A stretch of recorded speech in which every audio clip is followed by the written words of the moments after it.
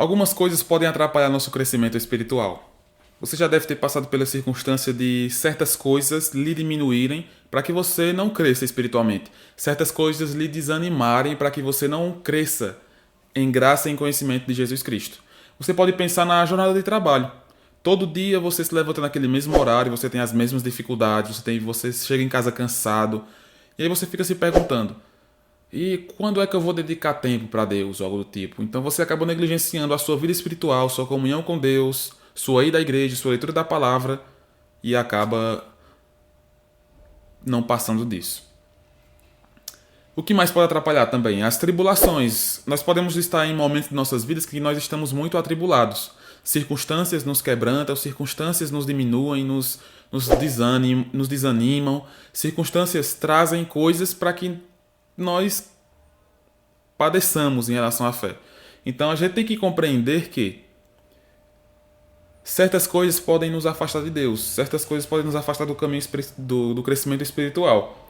As preocupações do dia a dia também podem fazer isso. Você pode estar com a mente tão fixada nas coisas desta terra, tão ansioso pelas coisas daqui, que você acaba esquecendo da vida espiritual, de ler a sua Bíblia, de orar, de ir à igreja, de ter comunhão com os irmãos, de servir.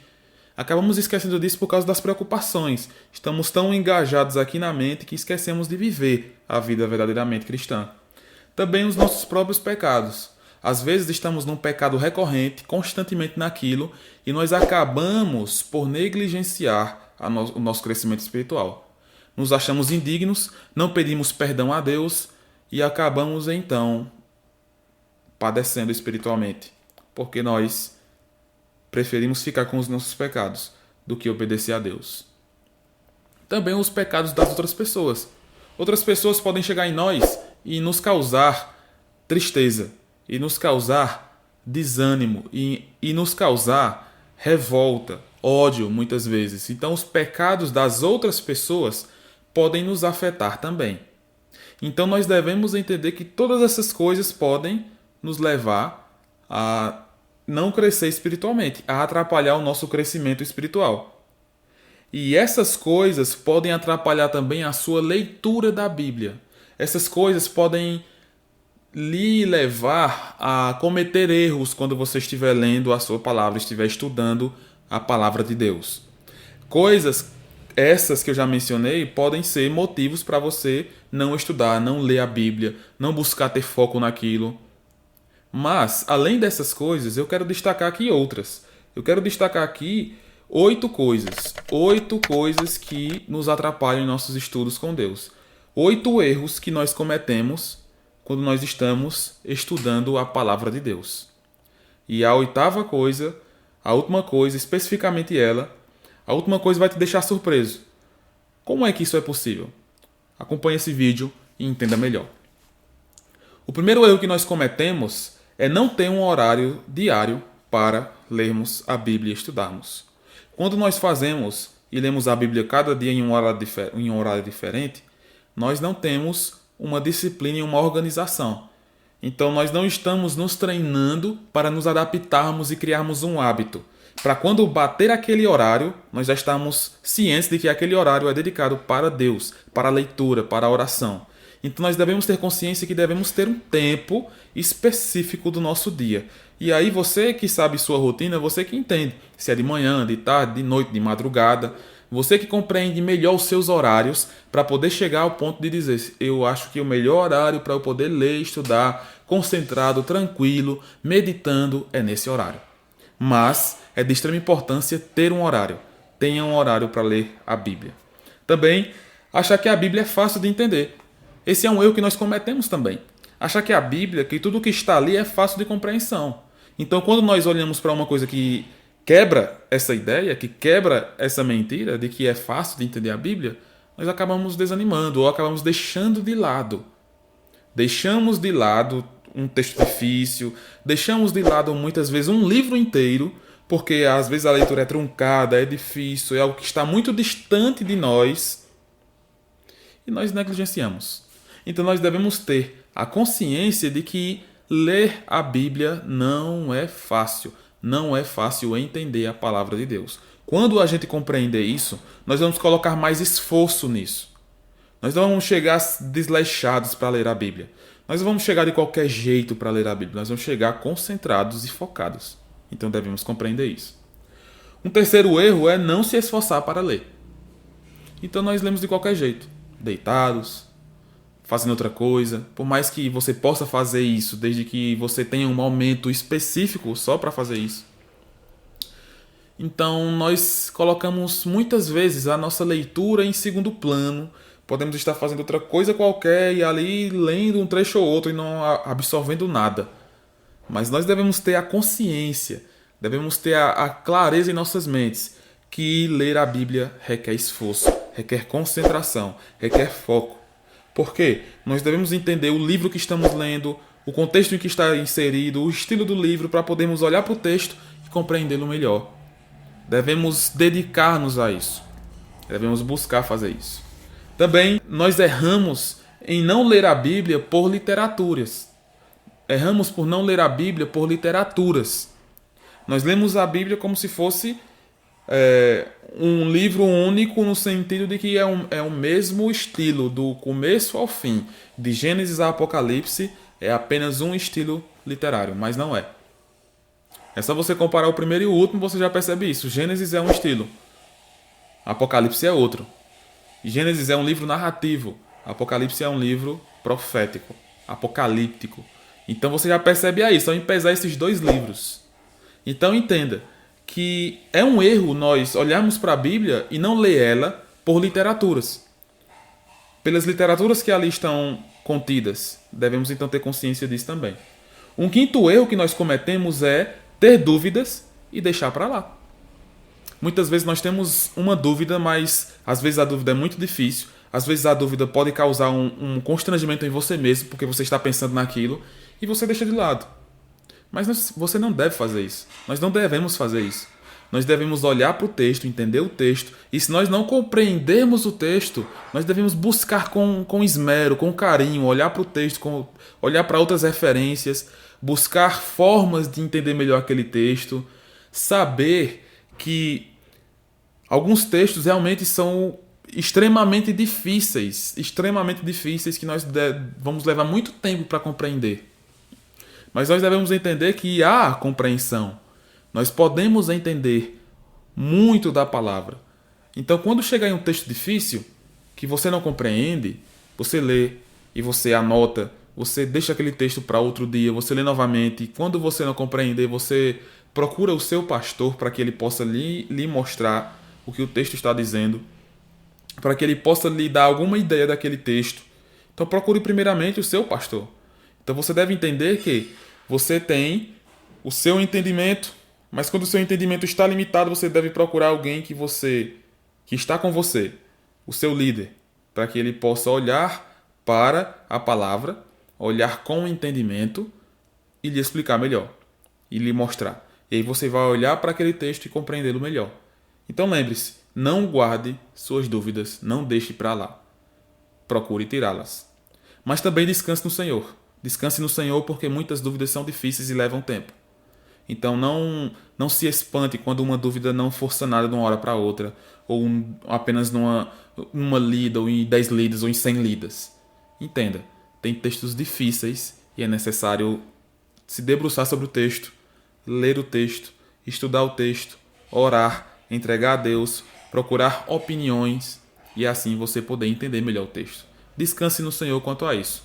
Mas lembre-se, não deixe para lá suas dúvidas, porque aquela dúvida pode gerar um crescimento em sua vida. Então não deixe para lá.